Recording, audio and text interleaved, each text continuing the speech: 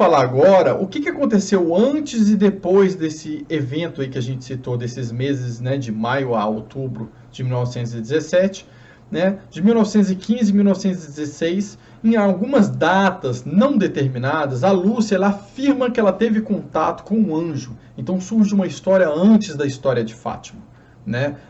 Da história de Fátima, não, da história da Nossa Senhora do 13 de maio. Antes disso, em 1915 e 1916, a Lúcia teria visto uma espécie de anjo, que ela chama, que era uma figura meio transparente, como se fosse um menino transparente. Em alguns momentos, ela descreve aquilo como se fosse uma pessoa embrulhada num lençol, como se tivesse um lençol em cima. Né?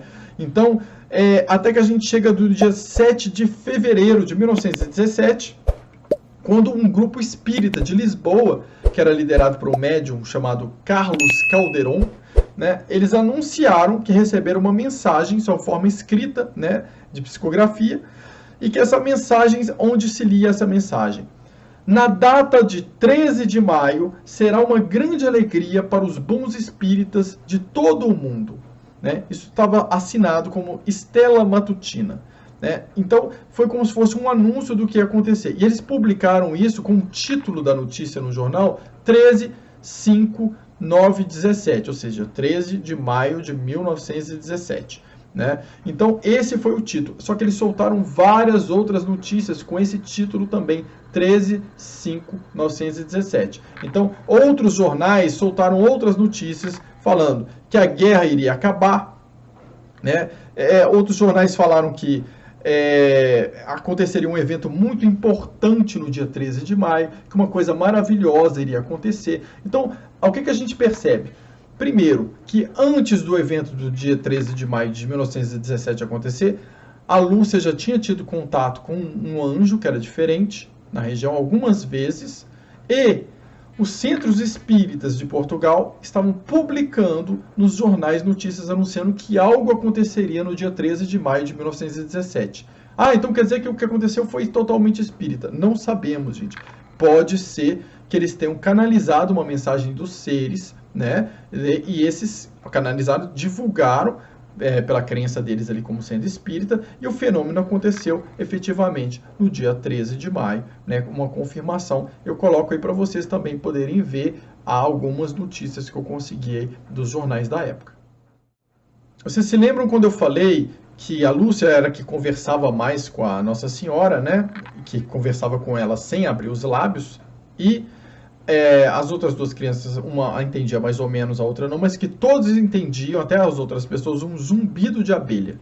Né? Então, interessante é que foi feita uma pesquisa tentando identificar qual que era a frequência sonora que elas estavam escutando. E a frequência sonora que é gerada por um zumbido de abelha, ela fica entre 200 e 300 Hz, né? A grosso modo. Assim. Então, eles pesquisaram a frequência exata na época do zumbido de abelha, e o que eles acharam uma coincidência muito intrigante é que trata-se de uma frequência muito próxima das frequências registradas em laboratórios, nos quais coloca-se indivíduos aí recebendo emissões moduladas de micro-ondas, né? Então, que geram um zumbido dentro da cabeça. Então, eles começaram a aproximar a comunicação com aquele ser com algo que gerava-se micro-ondas, né? Modulava uma emissão baseada em micro-ondas e que criava esse zumbido também por causa disso. E é uma coisa que eu achei bem interessante. E aí as primeiras notícias do evento da Cova da Iria, quando começou a acontecer também, os líderes, né, os republicanos, eles reagiram falando que aquilo ali tinha que denunciar, que era um ato de exploração da crendice popular, né, porque era um país que tinha 75% da população era analfabeta na época e vulnerável a rumores e superstições. Né? Então, por isso, o pessoal era muito simples, gente, analfabeto, com muita crendice popular, vivia muito isolado, né? Então não questionava muito as coisas, então colocou-se ali, acharam que era uma manipulação que estava acontecendo, isso no mês de maio. Né? Quando chegou o mês de junho, aconteceu uma outra surpresa na investigação ali, foi que houve na investigação da Fina Armada, descobriu-se que não eram apenas 3 videntes que tinham visto Nossa Senhora. Existia uma quarta vidente, o que quase ninguém sabe. Essa quarta vidente chamava-se Carolina Carreira. E foi num documento dos interrogatórios de 1923 que ela achou ali foto da Carolina Carreira, as informações dela. Essa Carolina Carreira, na época, tinha 12 anos, né? Com 12 anos, ela foi entrevistada, depois ela ainda estava viva pela Fina da Armada, muitos anos depois, e ela conta que ela teve uma experiência também com uma espécie de anjo, né? Algo, é como se fosse um menininho translúcido, lourinho, que apareceu meio que flutuando para ela, e esse anjo pedia para ela orar, né? Então ela teve essa experiência. Eu coloco aí uma foto dela para vocês verem, e do desenho que mostra a experiência que ela teve desse anjo, né? Aí a gente viu, mas a Lúcia também não falou que viu um anjo? Sim, ela fala que viu um anjo. Ela até cita algumas coisas que o anjo teria falado, só que fica meio dúbio, porque as falas desse anjo que ela cita, da Lúcia, batem com as falas de um padre muito mais antigo de uma oração que tinha criado. Então, como se fosse um plágio. Então, essa parte ficou meio estranha, e eu coloco para vocês verem também.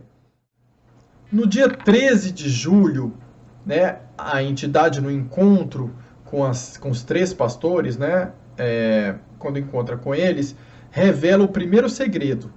E aí a gente tem o que eles chamam de, deixa eu ver aqui, eles chamavam de visão do inferno, né? Foi um dia que eles tiveram uma visão muito horrível, viram coisas muito ruins. Então eles falam que ela abriu de novo as mãos, como nos 2 meses anteriores, que o reflexo pareceu entrar na terra, e que elas viram um mar de fogo, mergulhados no fogo, com demônios e almas, e essa é a visão que as crianças descrevem, como se tivessem demônios. Então elas tiveram, no dia 13 de julho, elas falam uma visão muito ruim,